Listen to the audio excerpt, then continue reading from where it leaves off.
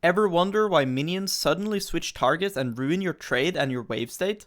In this video, I'll break down exactly how minion aggro works, the rules that minions follow, and how you can use this knowledge to win trades instead of losing them. Once you understand this, lane interactions will start making a lot more sense. For a minion to know which target to hit, they have to go through a list of 7 priority targets. The first and most important priority for the minion is to target the champion hitting an allied champion. Their second priority is enemy minions attacking an allied champion.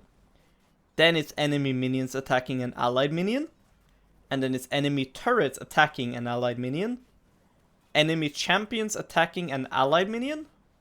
The closest enemy minion.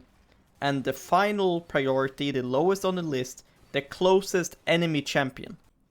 Now that you are aware of the priority list that minions follow, here are some extra rules to keep in mind.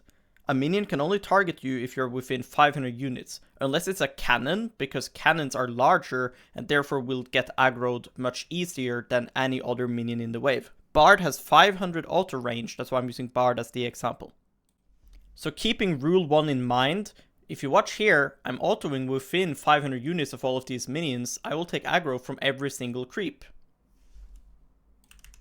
However, if the target moves forward and it's in front of the wave, even if the minion is slightly behind the target, I will not take aggro as I am not within 500 units. The second rule that minions follow, and this one is really important, I abuse it a lot, is that minion aggro lingers and they cannot choose a new target unless there is a higher priority target available. So when I hit someone and I take creep aggro, I'm the main priority. But by kiting, they now see only each other and they can only aggro onto each other again. This way I can drop creep aggro much faster than if I was to continue kiting forward or remaining within 500 units and continuously shooting. By delaying my attacks and moving around, I get to drop the creep aggro much faster compared to when I'm standing still like this, not inputting a new action. The third rule to keep in mind is that point and click attacks like Casio E will also trigger minion aggro, just like an auto attack would. However, if a minion is locked onto a turret, you can go wherever you want within any units inside of minion waves and just spam your point and click and do whatever you want. So if you're being dove or someone is hitting your plate, no matter how large your wave is, you won't take creep aggro as long as the minion is locked on the tower. Are you hardstruck and you feel like you can't do anything? But bro, if Akali takes kills, I can't do anything! Join my Ko-fi today and I'll watch the replay. Please watch replay on stream. So for minion priority 1, basically someone hitting you, you can use this to make the wave push towards you. You can use this to save a creep from dying. When I play Kassadin or Yone or I play something like Alistar support, I find this trick to be very useful. Right now, farming this cannon will be very hard. So I try to bait Aurora's spells and I try to let her hit me. If you see now, I will click into her because I know this cannon will take aggro. So I will let her hit me one time. Now the whole wave will aggro onto her, making it now easier to farm this and also make the wave come back into me. Because now I can just turn around, fight her a bit, and then I can farm the cannon. Whereas if I didn't do this trick, it would be a lot harder, plus the wave would continue to push away from me. Instead now, you see the wave is good. Another way to use the number 1 priority that minions has is to hit the enemy and use that creep aggro to drag the wave where you want it. You see here I pull it to my side of the lane so that Kassadin has to go deeper to commit to farming my melee minions. If I didn't do this and I let my melees just be where they are, then here my melees would come to here.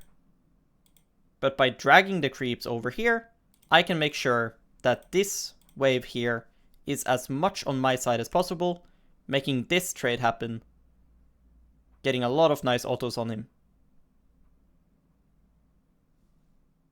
So for the second priority, there's no real strategy in mind. So again, the second priority is enemy minions attacking an allied champion. So if I take creep aggro, my minions will be very angry at those minions. So what this means is that when I am trading on, let's say, a slow push, I don't need to worry about my minions going crazy. They are still gonna keep pushing like normal, but the red minions will hit me. So this can be good and bad. If I have a slow push, then this can be fine because I keep pushing, right? But if I have a freeze, then obviously this is gonna be bad because their minions goes from hitting my wave to now hitting me, which means my freeze will break. But if I'm slow pushing, I don't mind trading like this, even if I take creep aggro, because my minions will still work the same way, unless enemy is attacking me with point and click like attacks or spells, because then my minions will do the same to them that theirs are doing to me. So for priority 5, enemy champions attacking an allied minion, there's a lot of things you can do to manipulate your wave state and the creep aggro on the wave in general. If you hit a minion before it has been getting hit by another minion, you can pull it around and manipulate where you want it to be and which creeps you want it to hit. Here's a live game example of me using the minion priority 5 trick. I want to pull the wave to have it on my side and also match the echo. I also want to manipulate the caster minion's aggro to only hit the same melee. Look at the top left melee. It's getting one-shotted, forcing Echo to only queue one single creep. This makes it so that he has to suffer for the other creeps as he does not have his queue available.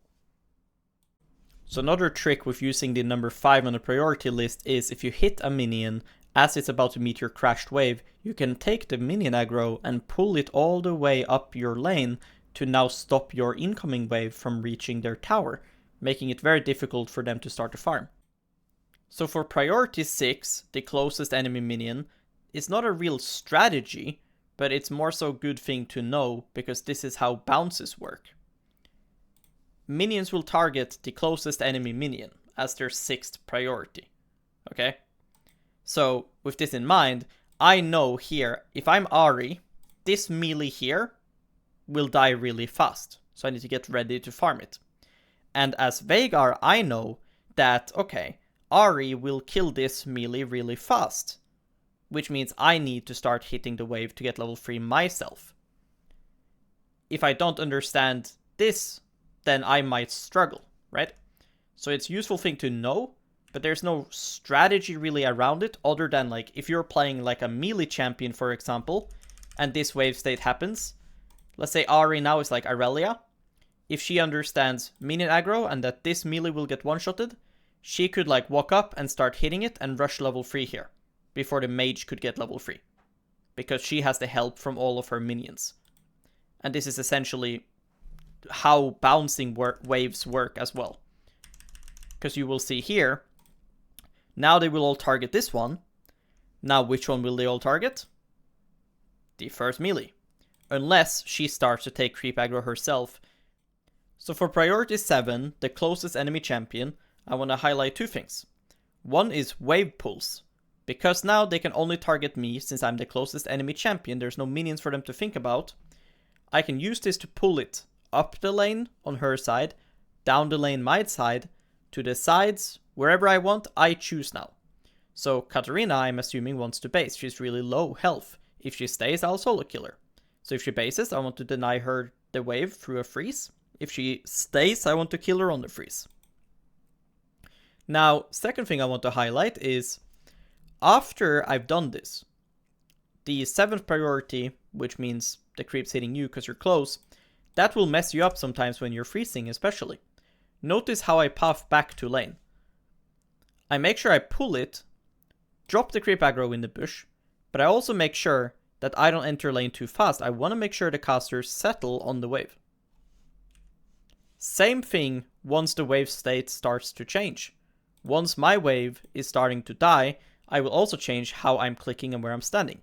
I do not want to go close on this side or this side when this melee will die, because then I will be getting hit. When these melees are dead, I will be getting hit, so I go on the side of the wave, waiting again for the wave to settle, and that is when I start to walk up aggressively again. You see there's only one caster chasing me, which now lets me walk up and ward the raptors without ruining the freeze. And that is how minion aggro really works. By understanding these rules, you can control trades better, avoid unnecessary damage, and even punish opponents when they mess up their aggro. If this helped, make sure to like, subscribe, and comment. For more tips and tricks, make sure to follow the stream.